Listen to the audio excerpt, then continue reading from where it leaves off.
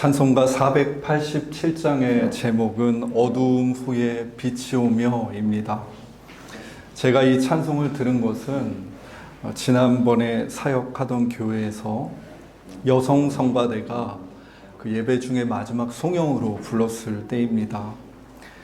여성 성가대는 지휘자와 반주자를 비롯한 모든 구성원들이 여성으로 되어 있는 성가대였는데요. 간혹 젊은 청년들도 한두 분 계셨지만 대부분이 중년이나 노년의 때를 살고 계신 집사님 그리고 권사님들이셨습니다. 헤아려 보니 우리나라가 전쟁 그리고 광복을 경험하던 시절에 태어난 분들도 계셨고요. 격동의 7, 80년대를 꿋꿋하게 사시고 새로운 시대를 지내고 계신 집사님, 권사님들이 이 찬송가를 부르고 계셨는데 한 분 한 분이 그 삶으로 경험하셨던 세월을 담담하게 읊조리는 듯이 들려와서 가슴이 좀 먹먹했습니다. 제가 가사를 한번 읽어드려 볼게요. 어두움 후에 빛이 오며 바람 분 후에 잔잔하고 소나기 후에 햇빛 나며 수고한 후에 쉼이 있네. 연약함 후에 강건하며 애통한 후에 위로받고 눈물 난 후에 웃음 있고 씨 뿌린 후에 추수하네. 괴로움 후에 평안 있고 슬퍼한 후에 기쁨 있고 멀어진 후에 가까우며 고독함 후에 친구로다. 이 마지막 4절 가사까지도 다 읽어드리고 싶습니다. 고생한 후에 기쁨이 있고 십자가 후에 영광이 있고 죽음 온 후에 영생하니 이러한 도가 진리로다. 이러한 도가 진리로다. 이 세상에는 우리가 들어도 단번에 이해할 수 없는 말들이 있습니다. 저는 이 찬송가의 가사가 그러하다고 느꼈습니다. 하지만 어둠과 빛이 교차하는 우리의 삶이 조금씩 축적되어 가고 세월이 더해가면서 이 찬송의 가사는 천천히 점차 우리의 것이 되어갈 것입니다. 우리의 삶에는 무수한 어둠과 빛이 이 가사처럼 하루하루 교차하고 있기 때문입니다. 신앙생활을 하는 것이 인생의 빛만 가득하기를 바라는 일처럼 비추어지기도 하는데 사실 그렇지가 않습니다. 신앙생활을 하는 것은 인생에는 빛과 어둠이 공존하고 교차한다는 사실을 받아들이는 일과 같습니다. 우리가 믿는 예수님 또한 가장 깊은 시면인 죽음을 경험하시고 나서야 부활에 이르지 않으셨습니까? 신앙생활은 우리 삶에 찾아드는 이 어두움을 인정하고 그 시면 속에 계신 하나님을 향해서 고개를 드는 일입니다. 하나님, 어디 계십니까? 이 어둠에 지금 저희만 홀로 덩그러니 있는 것 같습니다. 이 어둠을 사라지게 해주십시오. 마치 겟세마네 동산에서 우리 예수님이 땀방울이 핏방울이 되도록 간청하셨듯이 어둠 한복판에서 그분을 향해서 외치는 일이 신앙입니다. 개인의 역사에서 이와 같이 어둠과 빛으로 대변되는 시절이 무수히도 교차하듯이 한 민족의 역사에도 어둠과 빛은 교차하고 있습니다. 특별히 이스라엘 민족에게 어둠의 시절을 꼽아보라고 하면 대표적으로 광야에서 보냈던 40년을 떠올릴 것입니다. 반대로 빛나는 시절을 생각해 보면 그 광야 끝에 마침내 이르게 된 기름진 땅 가나안에 도착한 시절을 떠올릴 것이고요. 오늘 우리가 함께 읽은 구약 본문 예레미야 2장 말씀에서 하나님은 이스라엘 백성들을 향해서 예언하시면서 특별히 그들이 경험한 이 두 시절을 소환하십니다. 첫 번째 광야 시절은 본문 6절에서 증언합니다. 그들이 우리를 애굽 땅에서 인도하여 내시고 광야 곧 사막과 구덩이 땅, 건조하고 사망의 그늘진 땅, 사람이 그곳으로 다니지 아니하고 그곳에 사람이 거주하지 아니하는 땅을 우리가 통과하게 하시던 여호와께서 어디 계시냐 하고 말하지 아니하였도다. 본문은 광야라는 환경을 무려 6번에 걸쳐 묘사하고 있는데요. 그 척박함을 강조해서 표현합니다. 사막, 구덩이 땅, 건조하고 사망의 그늘진 땅, 사람이 다니지 아니하고 거주하지 않는 땅. 이스라엘 백성들이 이집트에서 노예살이를 하다가 해방이 되어서 이제 홍해를 건너고 마침내 이르게 된 땅이 광야였으니 그들의 마음은 조금 놀랐을 것입니다. 그 반응은 즉각적이었습니다. 주님, 배가 고픕니다. 목이 마릅니다. 나는 이제 이집트의 고기가 다시 먹고 싶으며 광야에서 이렇게 죽느니 차라리 이집트에서 노예살이 하다가 죽는 게 낫겠습니다. 이 광야의 황폐함이란 것이 사람들의 몸과 마음을 옥죄어 왔고 저들은 괴로운 불평을 토로하지 않을 수가 없었습니다. 그런데 말입니다. 이 괴로운 광야에서 이스라엘 백성들은 무려 40년이라는 시간을 보냅니다. 저는 그 40년을 가만히 생각하다가 화들짝 놀랐습니다. 다름 아니라 그 광야 생활 40년 동안 출애굽했던 1세대 이스라엘 백성들이 모두 다 죽었기 때문입니다. 민수기 26장 65절입니다. 이는 여호와께서 그들에 대하여 말씀하시기를 그들이 반드시 광야에서 죽으리라 하셨음이라. 이러므로 여분의 아들 갈렙과 눈의 아들 여호수아 외에는 한 사람도 남지 아니하였더라. 여러분, 출애굽 당시의 성경 기록으로는 장정만 60만 명이 출애굽하였다고 기록하고 있습니다. 해석이 분분합니다만 차치하고 이것은 여성들과 자녀들을 계수하지 않은 숫자입니다.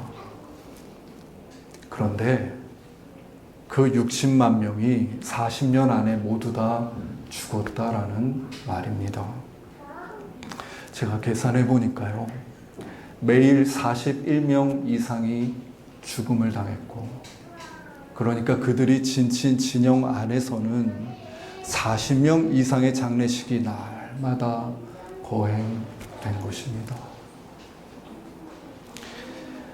그뿐만 아니라 이스라엘 모든 진영이 출애굽 1세대로부터 시작되었을 터이니 모든 가정은 반드시 그 죽음을 경험해야만 했습니다.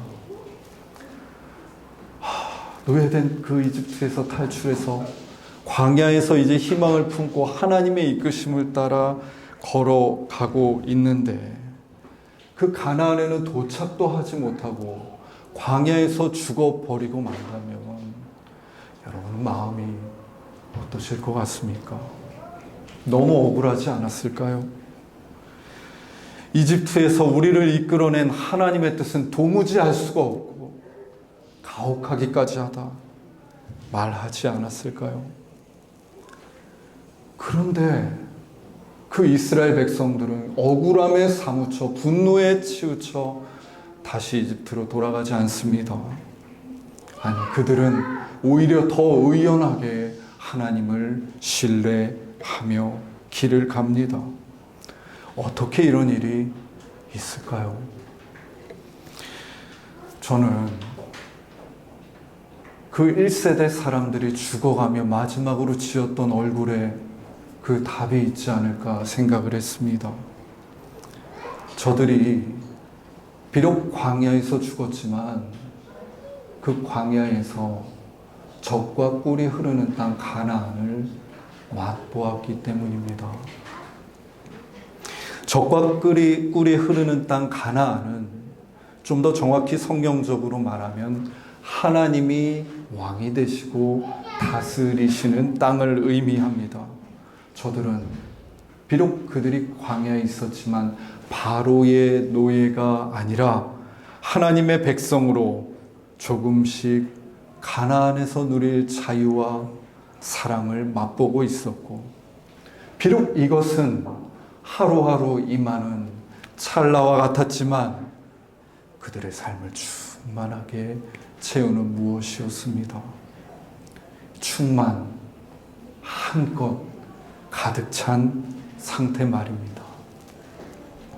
그래서 본문 6절은 하나님을 가리켜서 사막과 광야를 가리켜서 사막과 구덩이 땅, 건조하고 사망의 그늘진 땅, 사람이 다니지 못하고 거주하지 않는 땅에서 그들이 있었지만 하나님이 저들과 함께 계시며 그 40년을 살게 하시고 걷게 하시지 않았냐고 그때를 회자합니다. 광야의 핵심은 황량하고 척박한 그 조건에 있지 않았습니다. 물론 그러한 외적 조건들이 저들의 몸과 영혼을 엄습하고 조여왔으며 불평과 불만과 괴로움을 자아냈습니다만, 그럼에도 불구하고 그 광야는 하나님이 계신 땅, 하나님이 그들을 입히시고 먹이시고 저들을 당신의 백성으로 하루하루 힘주시며 걷게 하는 땅이었습니다. 그 광야에서 하루하루를 살아가며 이스라엘 백성들에게 좋은 삶에 대한 기준이 바뀌어 갑니다. 고기를 많이 먹느냐, 좋은 술을 먹느냐, 많은 소유를 가지느냐, 내가 비록 노예이지만 이 사회에서 인정받는 자리에 있느냐, 장수하느냐 하는 것들은 제국 이집트의 기준이었습니다. 이제 광야에서 새로운 하나님의 백성으로 사는 그들은 좋은 삶의 기준으로 오늘 내가 이곳에 계신 하나님과 더불어 살았느냐로 여겼습니다. 그곳이 광야이든 들판이든 초막이든 궁궐이든 내 곁에 계신 주님과 함께 내가 오늘 하루를 그 주님을 힘입어 살았느냐, 그분이 주시는 젖과 꿀을, 자유를, 사랑을 맛보며 살았느냐가 그들이 하루하루를 평가하는 새로워진 지표가 되었습니다. 하나님이 주시는 만나를 먹고 그분이 주시는 물을 먹고 그분이 주시는 생명을 누리는 하루하루는 만족스럽고 충만스러웠습니다. 광야의 척박함과 가나안에 도착하지 못하고 죽게 되는 일조차 하나님의 그 관계 안에서 허락된 은총을 넘어설 수 없었던 것입니다. 이렇게 이스라엘 백성들이 보냈던 광야에서의 삶의 대척점에 있는 시절은 당연히 기름진 땅 가나안에서 보냈던 날들입니다. 세번역 성경으로 오늘 본문 7절을 읽어보겠습니다. 내가 너희를 기름진 땅으로 인도해서 그 땅의 열매를 먹게 하였고 가장 좋은 것을 먹게 하였다. 그러나 너희는 들어오자마자 내 땅을 더럽히고 내 제산을 부정하게 만들었다. 드디어 그 길고 긴 광야 40년의 시절이 끝나고 가나안 땅에 입성했습니다. 본문은 그 땅을 기름진 땅이며 가장 좋은 열매를 내는 땅으로 묘사하며 광야와는 정반대의 상황이 이스라엘 백성들에게 주어졌음을 증언합니다. 한 곳에 정착하고 정주할 수 있다는 것, 풍성한 열매를 먹고 배부를 수 있다는 것은 모두 경험해 보셨겠지만 얼마나 우리에게 큰 만족을 줍니까? 기본적인 의식주가 민족적으로 만족되고 있는 이 풍경은 무척이나 이상적으로 보입니다. 그런데 그렇게 민족적인 풍요를 누리던 이스라엘 백성들은 하나님의 땅을 더럽히고 하나님의 제상을 부정하게 만들었다고 예레미야 본문은 고발합니다. 본문에서 특별히 그들이 이 땅에 들어오자마자 라고 말하는 것을 보아 광야에서 그들이 하나님과 가졌던 그 깊은 관계가 그 땅에 들어오자마자 즉시 급하게 단절되었음을 알 수 있습니다. 오늘 본문 8절은 그 단절이 구체적으로 어떤 모습으로 나타났는지를 보여줍니다. 제사장들은 여호와께서 어디 계시냐 말하지 아니하였으며 율법을 다루는 자들은 나를 알지 못하며 관리들도 나에게 반역하며 선지자들은 바알의 이름으로 예언하고 무익한 것들을 따랐느니라. 여러분, 제사장은 온 민족을 대표해서 하나님을 향해 제사를 드리는 사람입니다. 광야에서 하나님이 그 길을 가시며 가고 하나님이 멈추시면 멈추었던 그 민족이 이제는 하나님이 어디에 계신지조차 알지 못하는 방향을 상실한 처지가 되었다는 말입니다. 하나님이 주신 율법을 다루는 자들이 하나님을 알지 못하는 일이 빚어내는 비극은 더 참담합니다. 그 율법을 주신 이의 마음을 담아내지 못하고 통용될 때에 이는 정죄와 통제, 장악, 강압이 될 여지가 다분하기 때문입니다. 또한 하나님의 통치를 대리해서 의와 선으로 백성들을 다스려야 할 이들이 이에 역행하며 어떻게 하면 내가 더 배부를 수 있을까 고민했고 심지어 선지자조차 바알의 이름으로 예언했다고 합니다. 당시 가나안 땅에 풍요를 주는 토착신이 바알이었습니다. 그러니 그것을 따라 예언했다는 것은 그 땅의 대세의 신, 그 시대가 원하는 신을 따라 예언자들이 말을 내뱉었다는 말입니다. 모든 국면에서 이와 같이 이스라엘과 하나님의 관계가 철저하게 단절되었습니다. 주의 집에서의 한날이 다른 곳에서의 첫날보다 낫다고 느끼며 하나님 품에 사는 하루를 귀하게 여겼던 광야의 이스라엘 백성들은 기름과 열매에 취해 이제 기름과 열매를 주시는 하나님을 잊어버리는 이 참 아이러니한 일에 빠집니다. 한두 번 그런 것이 아닙니다. 우리가 읽고 있는 예레미야는 유다 왕 요시야 때부터 시드기야 때까지 예언을 했던 선지자로 알려져 있습니다. 이 시드기야는 유다가 멸망하던 그때의 왕입니다.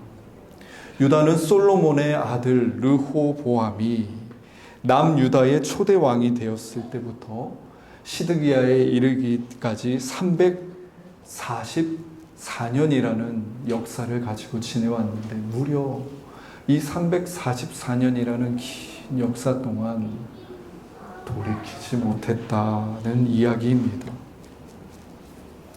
오늘 우리가 읽은 본문 13절은 이 긴 세월 동안 이스라엘 백성이 그들 개인의 삶과 민족적 역사로 지었던 죄를 두 가지로 정리해서 말합니다. 13절입니다. 내 백성이 두 가지 악을 행하였나니 곧 그들이 생수의 근원되는 나를 버린 것과 스스로 웅덩이를 판 것인데 그것은 그 물을 가두지 못할 터진 웅덩이들이니라. 생수의 근원을 버린 자들은 목이 마릅니다. 그러니 자꾸 웅덩이를 팝니다. 하지만 웅덩이를 파도 금세 물이 말라버리니 만족은 잠시뿐 다시 목마름에 허덕입니다. 목이 마르면 마음도 메마르고 삶도 메마르고 날카로워져 서로를 찌르게 됩니다. 목이 말라보니 내 가진 물 한 병 옆 사람과 나눌 마음조차 사라지고 맙니다. 경쟁하고 어떻게 해서든 더 많이 차지하고 빼앗기까지 하려 합니다. 모두를 만족시키는 생수의 근원을 찾지 못했기 때문에 웅덩이를 파고 또 파며 수고하는 저들의 얼굴은 땀 흘리지만 행복하지가 않습니다. 생수의 근원을 찾지 못한 민족에게 양극화, 불균형은 심화될 수밖에 없는 필연인 것입니다. 관건은 생수의 근원을 찾았느냐에 있습니다. 저들이 비록 광야에 있을지라도 생수의 근원을 찾았다면 그 척박한 땅에서 40년이란 세월도 살아갈 수 있는 것입니다. 목마르지 않기 때문입니다. 하지만 아무리 보기에 기름지고 풍요로운 땅이라도 344년을 그 땅에서 살아도 생수의 근원을 찾지 못한다면 그 땅과 민족과 나라는 파멸하게 되는 것입니다. 본문은 우리에게 지금 당신이 어떤 처지에 있냐고 묻지 않습니다. 본문의 관심은 지금 우리가 광야를 지나고 있느냐, 기름진 땅에 사느냐 보다 생수의 근원으로부터 물을 마시고 사느냐에 더욱 관심이 있습니다. 그 근원의 물만이 우리의 심령을 만족시켜 줄 수 있기 때문입니다. 정오에 물을 기르러 나왔던 사마리아 여인이 생각납니다. 예수님은 우물가에서 그 여인에게 말씀하셨죠. 요한복음 4장 13절에서 14절입니다. 이 물을 마시는 사람은 다시 목마를 것이나 그러나 내가 주는 물을 마시는 사람은 영원히 목마르지 아니할 것이다. 내가 주는 물은 그 사람 속에서 영생에 이르게 하는 샘물이 될 것이다.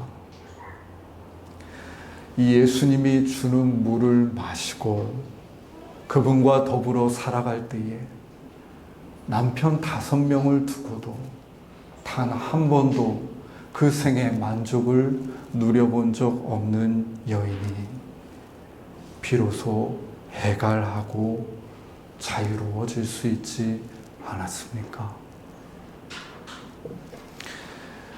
하나님이 사랑하시는 주가족 여러분, 이스라엘 민족의 역사에 광야와 기름진 땅이 교차해 나타났듯이 우리들의 삶에도 광야와 기름진 땅이 반드시 있을 것입니다.